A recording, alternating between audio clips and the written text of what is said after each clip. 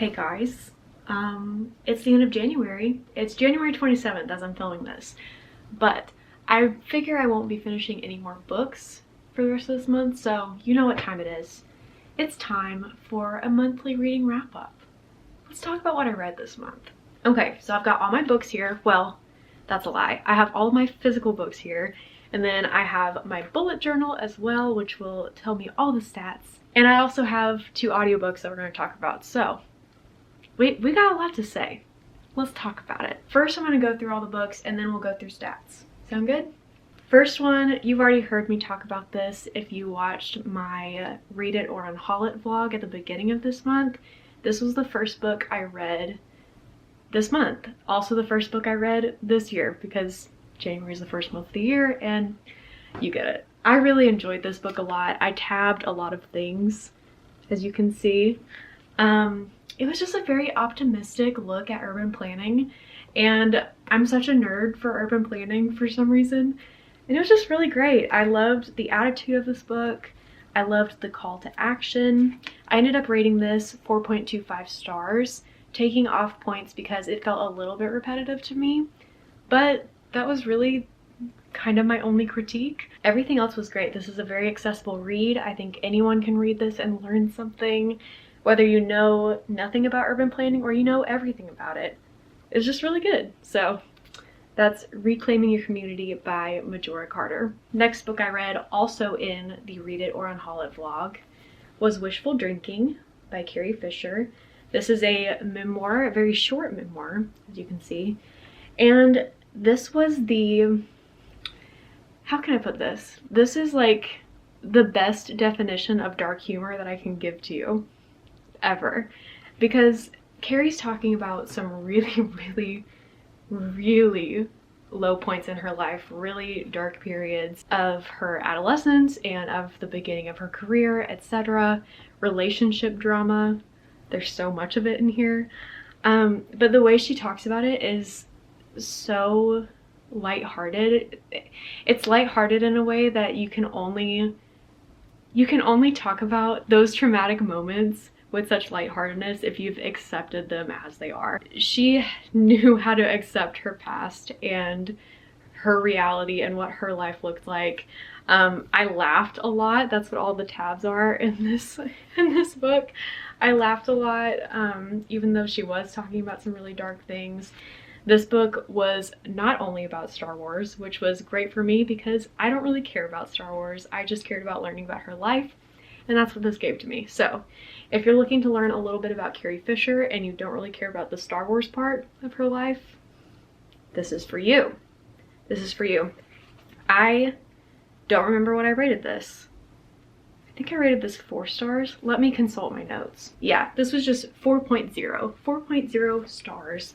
It was very good. It was by no means my favorite book of the month, but it was good. So 2 thumbs up from me. My next book was Tender is the Flesh, also in the Read It or Unhaul It vlog, and oh my god, I think I read this in 1 day, maybe 2 days. I don't know. It took very little time for me to read this, but I was kind of blown away by it. I ended up rating it 4.75 stars. It wasn't perfect because there were times that I genuinely wanted to throw up.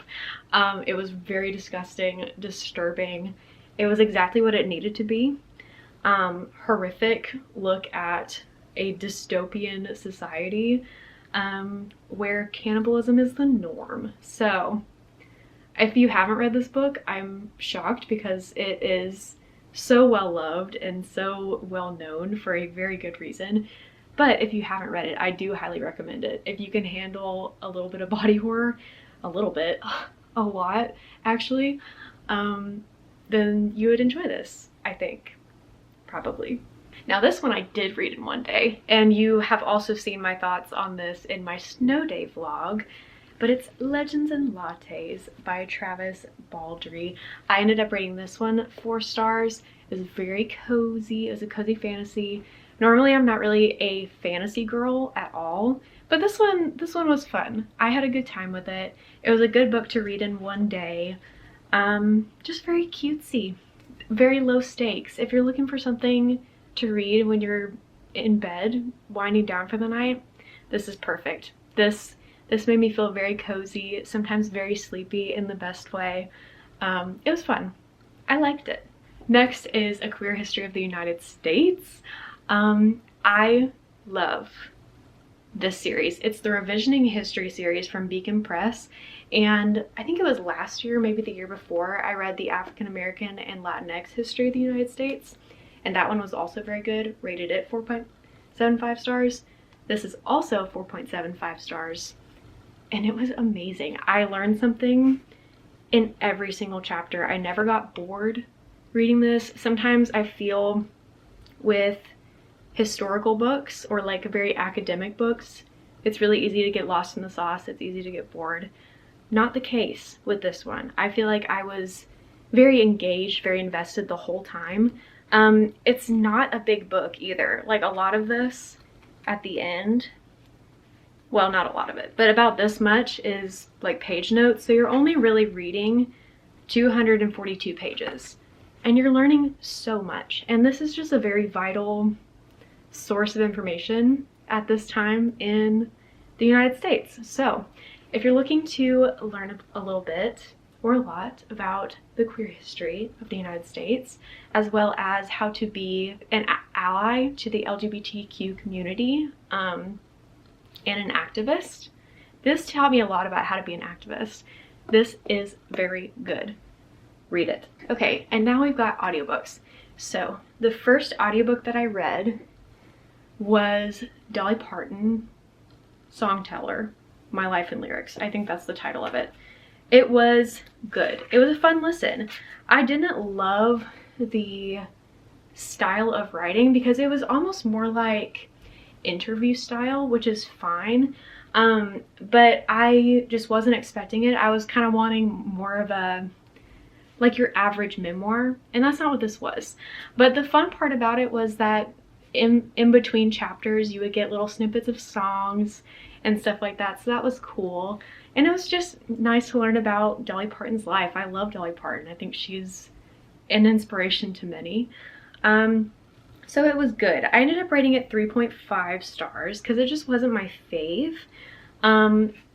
I'm curious to know how the physical copy like translates, because I can't imagine just like reading it without hearing it, because it's so interview-like. I cannot express this enough.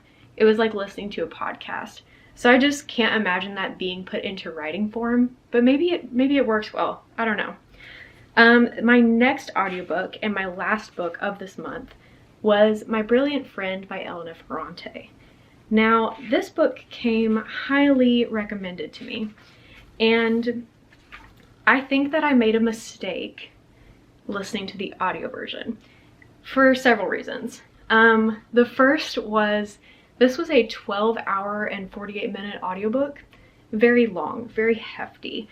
The book itself is only in like the 300-page realm, so I don't know why the audiobook was so long, but it was long, and it took everything in me to actually catch what was going on in the plot, at least for the first like half of the book.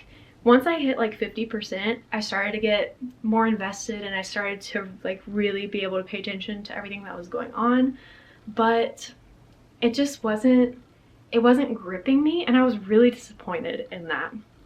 Its saving grace is the fact that I watched a recap and review video right after finishing it, and that pieced together all the plot points for me. So I'm gonna link that video below so that you can watch it as well, because I think it was Sarah. Sarah did a great job summarizing the book, and she had some really good thoughts on it. So that being said, the book ended up being a 4-star book for me. Just after I gave it some thought and really understood like what Elena Ferrante was trying to say and trying to get across with her storytelling, it started to make sense to me, and it started to connect with me more. So I think I should have read the physical copy of it, because it would have been easier for me to follow everything that was going on, I think.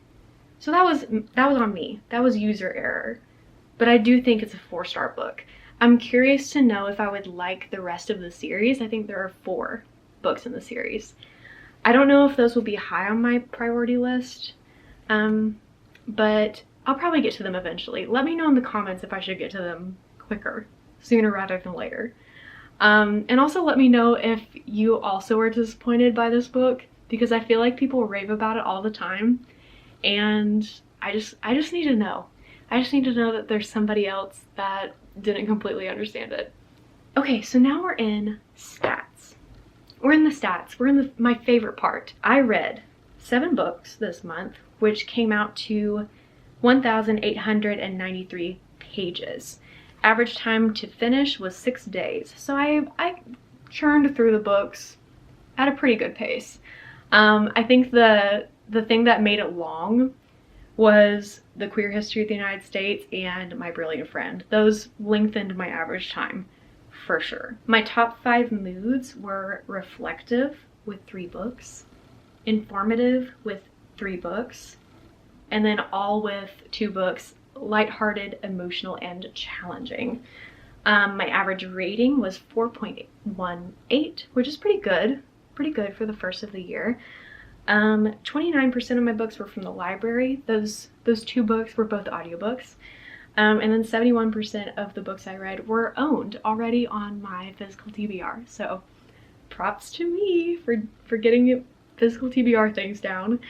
And then same stat essentially, but just different words. 29% of my books were audiobooks, 71% were print. And then we have page number. So my biggest portion with 40% was 200 to 249 pages, and then the 3 other categories, all with 20%, 150 to 199, 250 to 299, and 300 to 349.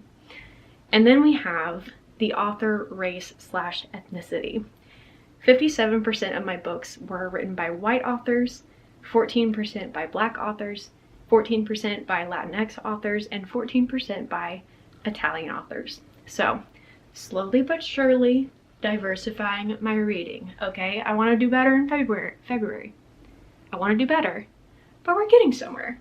We're getting somewhere. Definitely my favorite book of the month was A Queer History of the United States.